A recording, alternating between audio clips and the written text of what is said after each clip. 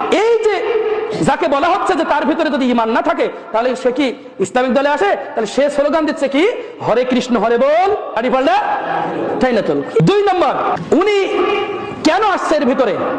Islamic দল হিসাবে আসছে না, উনি নিজের মুখেই বলছে ইসলাম বলেন এই কথা ঠিক না। মূলত উনি আসছে কি জন্য? যে রাজনৈতিক দল হিসাবে, রাজনৈতিক একটা ভালো দল হিসাবে।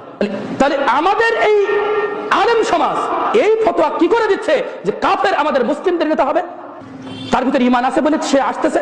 এরপরে সে আরো বলছে জামাত ইসলামকে মুসলমান ভাবলে হবে না। এভাবে সরাসরি বলছে জামাত ইসলামকে মুসলমান ভাবলে হবে না। জামাত ইসলাম মানে হিন্দু, বৌদ্ধ, খ্রিস্টান সব মিলে জামাত ইসলাম।